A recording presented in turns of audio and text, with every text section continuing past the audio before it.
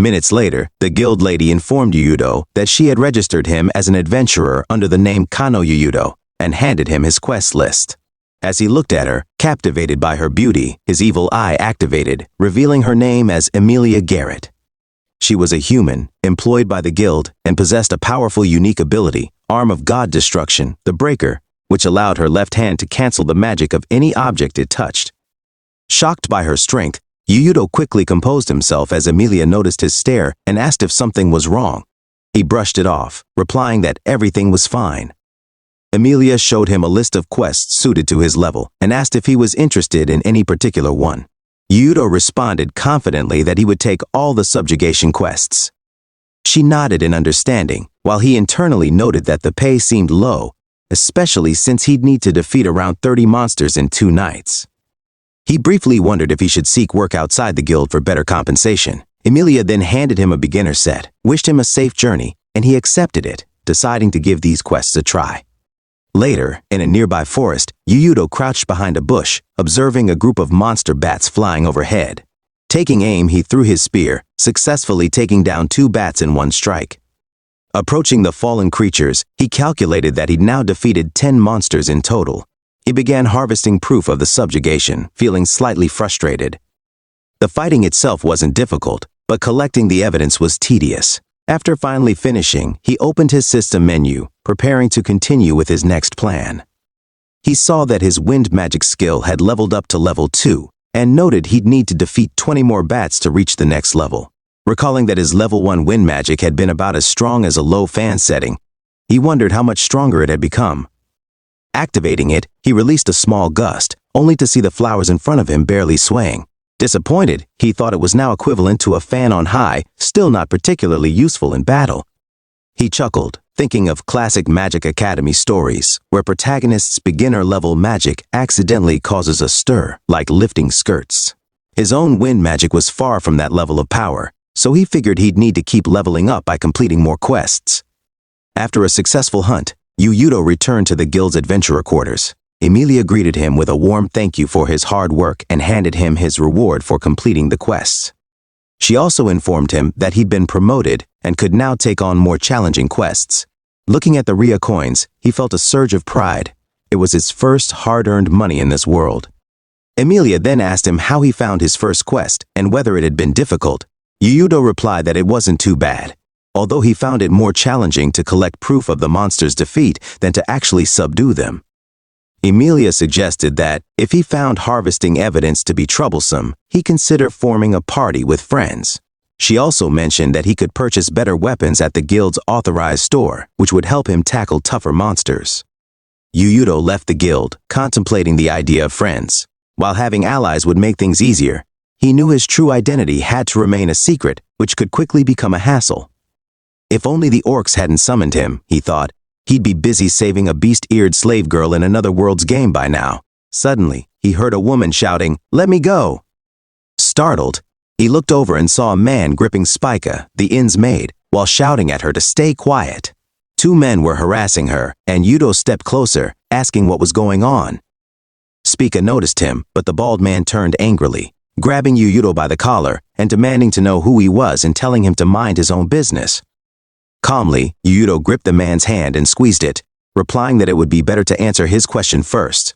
The other man, stuttering nervously, explained that they were debt collectors and showed Yuyudo a contract detailing the debt Spica's late father had left behind, totaling 55,000 Ri. The bald man added that Spica had been paying it off slowly, but they found it too troublesome and decided to sell her to a slave trader. He remarked that, even though she was a werewolf, her appearance would still make her valuable. Without hesitation, Yuyudo pulled out gold coins and handed them to the bald man, declaring that he would pay her debt.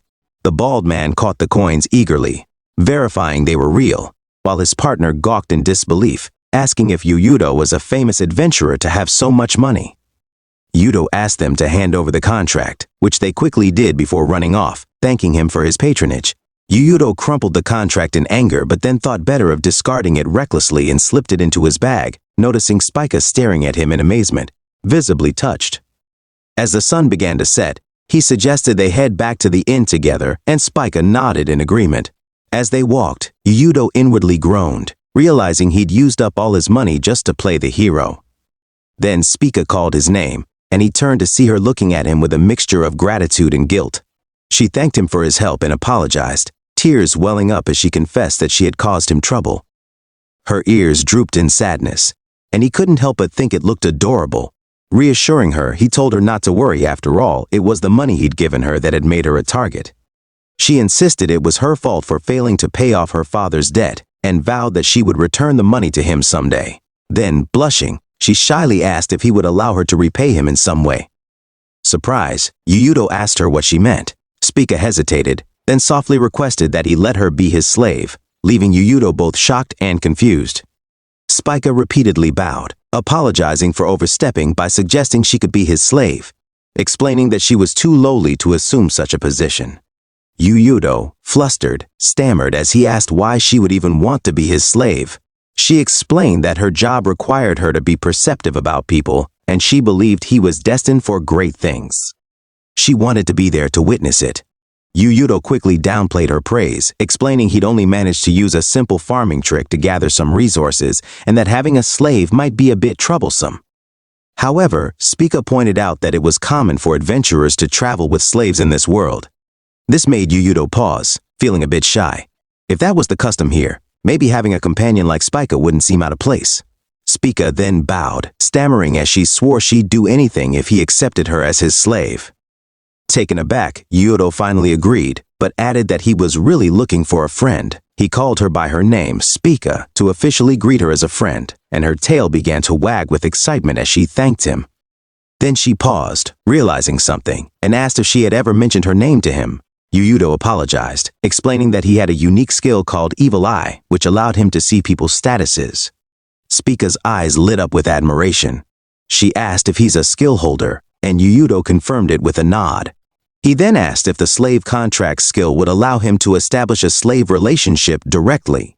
Spica eagerly explained that, under normal circumstances, people would pay a brokerage fee at the Slave Traders Guild to create such a contract, but because of his skill, he could complete the process himself. Her eyes sparkled with excitement, and Yuyudo wondered if she might actually enjoy this submissive role. She begged him to initiate the contract right away, so he bit his finger to draw blood and pressed it to the back of her hand. A mark formed, solidifying the bond. Spica proudly displayed the mark, exclaiming that she was now officially his slave and he her master. She even jumped up excitedly, making Yuyudo marvel at how unexpectedly things had turned out. Who would have thought a beast-eared girl would become his companion in this world? She sweetly addressed him as master and explained that, with the mark, she would now be unable to defy his commands. She encouraged him to try giving her an order, and he froze, taken aback by the sudden request. She assured him she would comply with any order he gave. Feeling mischievous, Yuyudo thought back to certain games where protagonists could use basic magic to create playful scenarios, like lifting skirts. He gave a hesitant command, muttering, underwear, mostly to satisfy his curiosity about what types of clothing existed in this world compared to the games he knew. As he pondered, he noted that games in other worlds often depicted traditional or unique styles of undergarments, and there was something about Spica's obedience that stirred a playful side of him. Confused by his vague command, Spica asked him to clarify. Flustered, Yuyudo managed to order her to lift her skirt and show him her underwear. Spica was visibly shocked by Yuyudo's command, but the contract mark on her hand glowed, compelling her to lift her skirt and reveal her pink lace undergarments. Yuyudo noted with interest that, despite being in another world, the underwear looked quite similar to styles in modern Japan. This led him to wonder if perhaps other people had been summoned to this world before him, possibly influencing clothing trends, or if undergarments like these were popularized by local artisans. Either way, the origin of such fashion remained a mystery. Spica, now looking slightly uncomfortable, asked Yuyudo how much longer she was supposed to stay in this position, bringing him back to reality. Realizing that the order wouldn't be canceled unless he dismissed it, he quickly apologized and told her she could lower her skirt. As she adjusted her clothing, she remarked with a shy smile that it was rather cruel of him to give such an unexpected, embarrassing command. However, Yuyudo couldn't help but notice her tail wagging slightly, which suggested she didn't entirely dislike the experience. As he observed her standing quietly, her ears twitching, he realized she seemed to be waiting for something, a reward. Smiling, he reached out and patted her head, complimenting her for following his instructions. Spica's face lit up with happiness as he continued to pat her gently, musing to himself about whether this dynamic might be similar to the carrot and stick approach, or even playful pet training, like in a game. Spica then softly told him that while she'd be in real trouble if he gave her such commands in the middle of town, she was willing to do whatever he asked. Yudo was caught off guard by her words but noticed her tail wagging even more, so he simply smiled and nodded in response. He shakes her hand and formally greets her. Inwardly, he reflected on the unexpected turn of events. Acquiring a slave companion hadn't been in his plans, but he figured he wouldn't need to give many commands from here on out. Later, back at the inn, Spica approached Yudo and handed him a small pouch, explaining that it was her way of repaying him. Yudo looked inside and found 3,000 rya. Curious, he asked what the money was from, and she explained that she'd received it as severance pay from the landlady. Although she had worked there for 4 years, the amount was quite modest. Yudo tried to refuse, saying he couldn't accept something so precious, but Spica insisted because of her debt. He assured her that she could repay him through quests instead, and encouraged her to use her own money as she saw fit. After a moment's thought, Spica looked at her pouch, then looked back at him, and mentioned that she wanted to go somewhere. A little later, Yudo found himself in a luxurious inn, enjoying his first hot shower in 2 days. He was surprised to discover such amenities in this world, learning that the shower was powered by water monostones, blue slime cores infused with water element magic. Emerging from the bathroom in a bathrobe, he casually commented to Spica that she had leveled up. However, he was taken aback to see her standing there in alluring lingerie, looking uncertain. She explained shyly that she didn't quite know how to act in a moment like this, and asked if he could give her any order he wanted. Yudo was stunned, standing there in silence for a moment, but part of him had expected such a scenario to arise.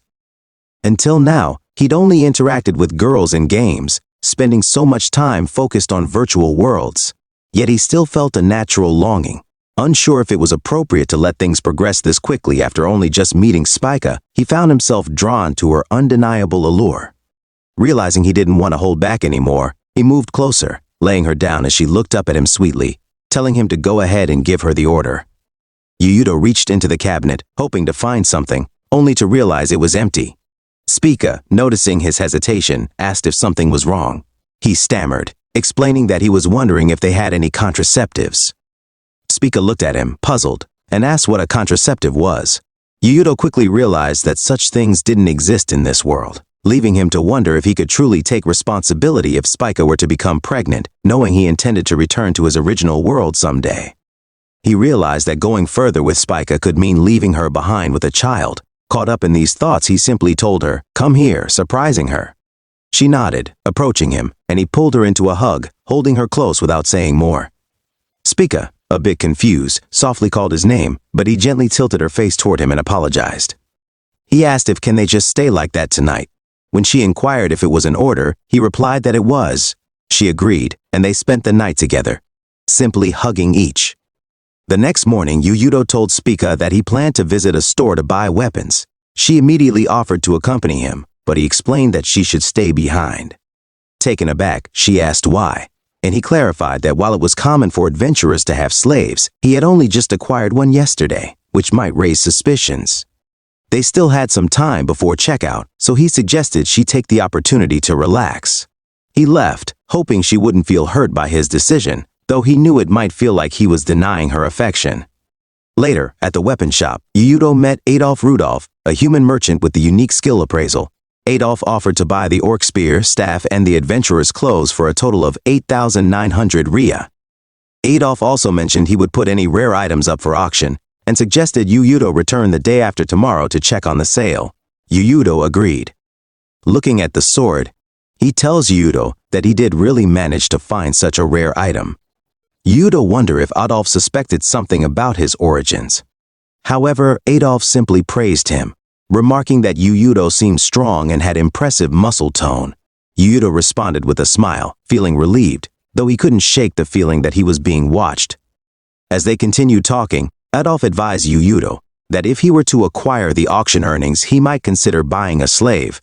Adventurers often had disputes over reward distribution, he explained, and slaves offered a simple solution. Yudo kept quiet, knowing he already had Spica as a companion. Adolf further recommended that, if he planned on buying a slave, he should go to a guild-approved store. Curious, Yuyudo asked if such stores existed, and Adolf confirmed, explaining that the high demand for slaves among adventurers have led to well-established, trustworthy shops. If interested, he added, Yudo should go see for himself. That's all for today, guys. See you on the next upload.